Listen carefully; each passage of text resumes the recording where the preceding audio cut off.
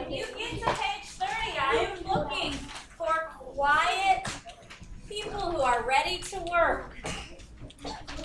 We want to earn a marble.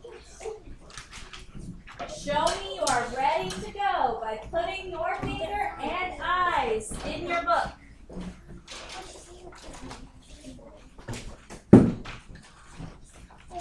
We're in social studies, not reading.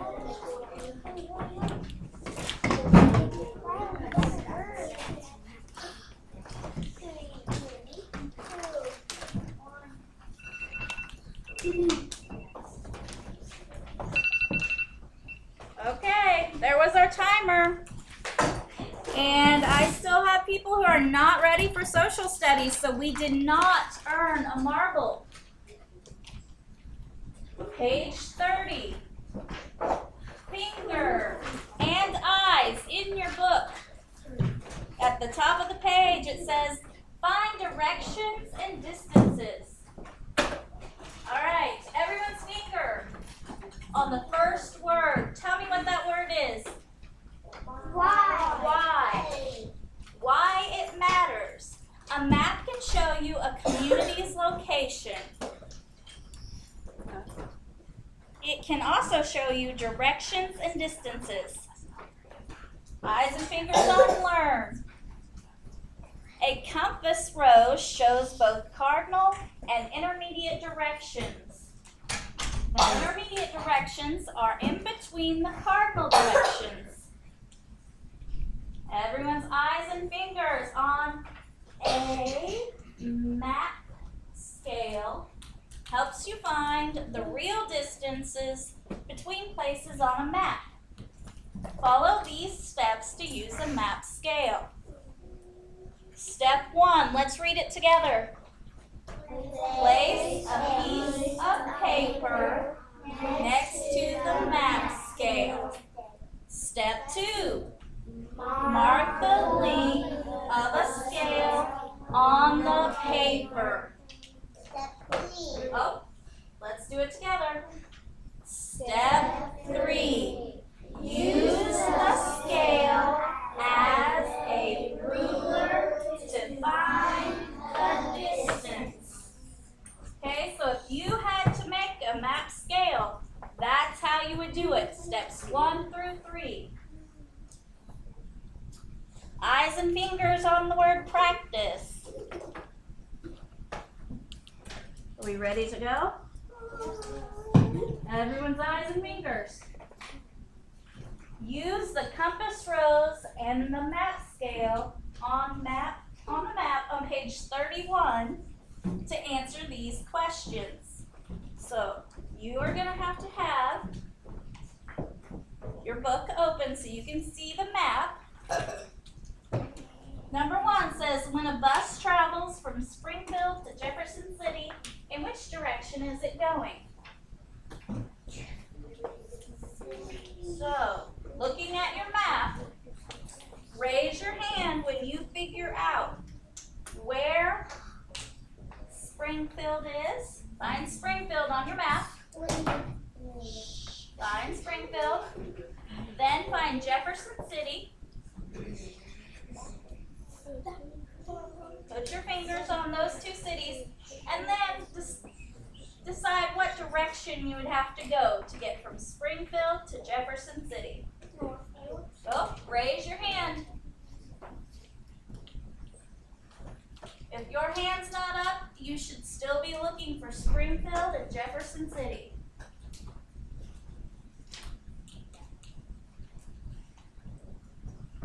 Briley, which direction do you need to go?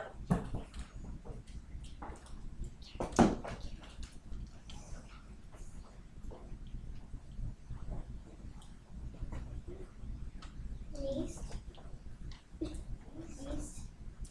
You would go a little east. What other direction? Do I have to go north and east? So it would be northeast. All right. I'm going to go ahead and write that on the board because that will be important for you to know later. Everyone listening? If I'm saying it's going to be important later,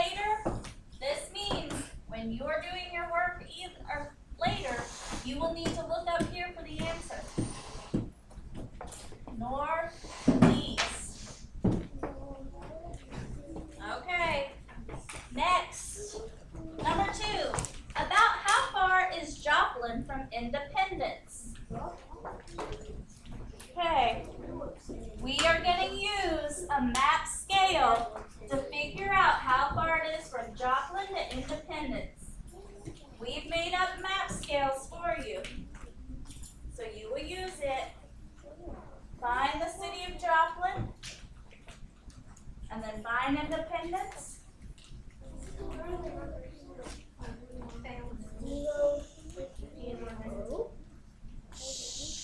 Voice is off so you can earn a marble. I want to see hardworking students.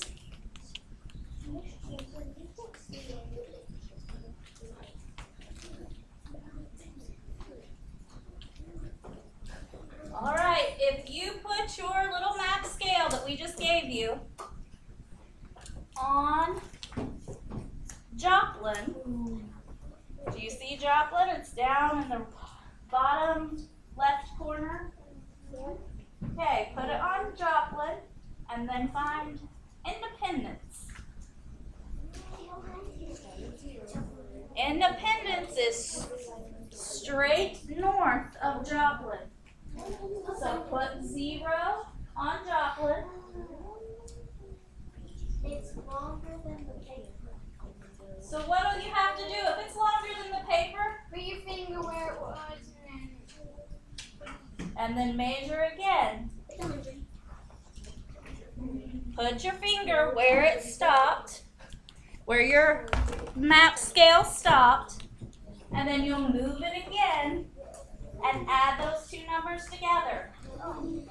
No, try it again. Put the 0 on Joplin, so the 100 stops right there.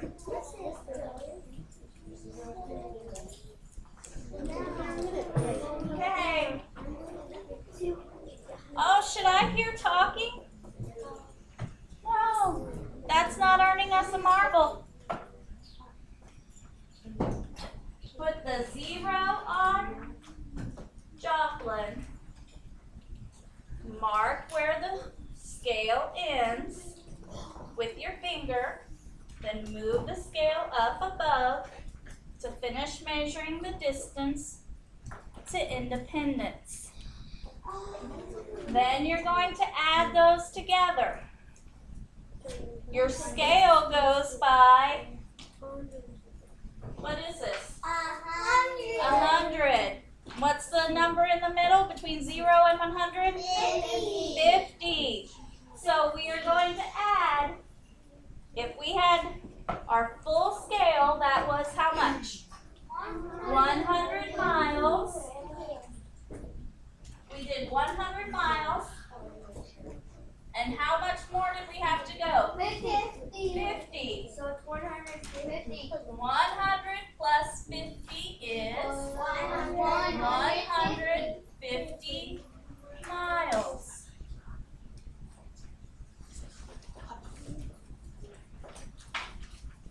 Okay. Now, we are going to do on our iPads. So get out your iPad. We're going to go to eBackpack. And we will go to social studies.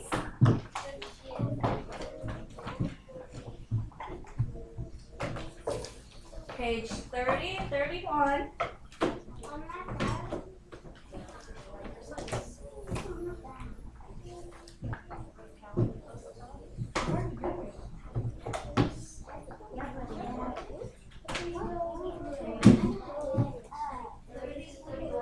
Page 30 to 31 in social studies.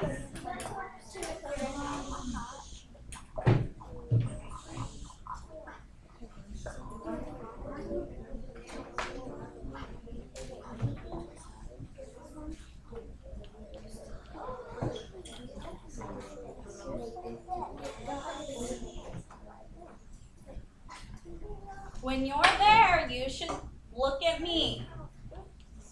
I'm giving you a clue.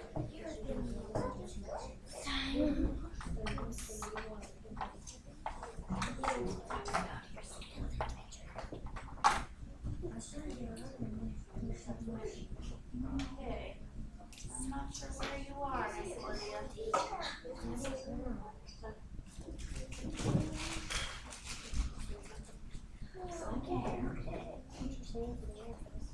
Everyone's hand should still be up. Just because I'm helping Olivia does not mean we need to be talking. Social Studies, page 30 to 31. Click on it again.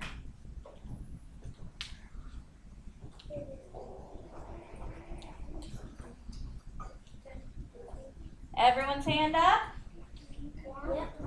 Okay, so we're all ready to go. Say, I am not. Who is not? All right, let's see where you are. Well, let's try going back. Click on that assignment right there, 30 to 31. On it. Use your finger. Click on 30 to 31. Okay. Everyone, thank you for waiting so patiently while we all found the right assignment. We're going to earn a marble for that. Very good. Okay. Now, you will need to look in your book to find the answers. And like we've said before, you're going to have to start doing these pages on your own. Do we think we're ready for that? Yeah. So, everyone look in your book to find the answer to number 1. A map can show you a community's blank. Everyone's eyes should be in their book looking for the answer. When you found it, raise your hand.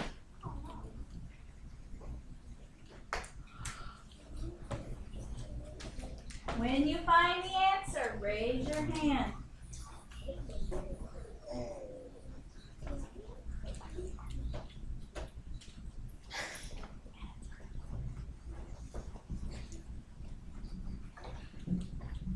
Okay, Mrs. Champlin is going to take over for now. She is looking for hard workers who are trying to earn more marbles. Aiden, what is a map that can show you a community's what? Or a map can show you a community's location, right?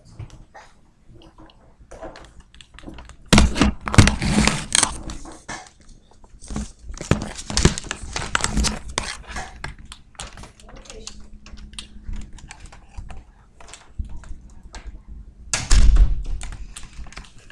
Sorry about that. I had to step out of the room to finish my reflection so the students can finish their assignment, hopefully on their own. They're getting a little bit better about doing independent assignments. So, for the reflection, how you plan for any anticipated behavior issues. Major behavior issues occur during transition time.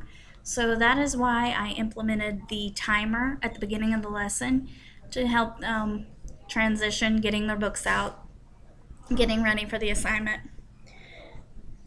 Discuss challenges that arose and how you handled them. Basically, I have a really big class, and our major challenge is talking. 26 third graders get a little rambunctious, and one person starts talking and it leads to another and another. And that's why we implemented the marbles in the jar. When their jar gets full, then we get an extra recess. So far, we've been working on it for a little over a week and only earned maybe 10 marbles. So we have a long ways to go, but we're getting better. Specifically, challenges during this was just keeping everyone quiet, and that's why I did the hands up. Everyone did that, got everyone back on the same page and quiet. Helps them focus, get back on task. Number 3, how will you change your approach in future lessons? This lesson was a little bit difficult, I think, because we went from reading the assignment in the book to doing some of the problems that were listed in the book and then doing our assignment on the iPad, and we had to transition several times throughout. in the future, as far as lesson planning, I would prefer just to have either a lesson out of the book, reading and do a lesson out of the book, or we've already read it and the next day we do the iPad assignment. I think that would just help keep everyone on task better. As far as how I would change my classroom management, there really isn't a whole lot I would change at this time. We're still, within the first weeks of school, and I'm not expecting my students to be perfect yet, or really, third graders, to be perfect. And I understand they talk a lot, so, a little bit of that is okay, but I do look forward to them being more on task. For instance, I had to correct a few students because they didn't even have their social studies books out. They had their reading books out. And that's just getting used to switching classes. They switch for science and social studies and making sure they have the right material with them. So, like I said, that's just something that comes with more practice and just really staying on them to get where they need to be with the materials that they need. I believe that's the end of my reflection. Thank you.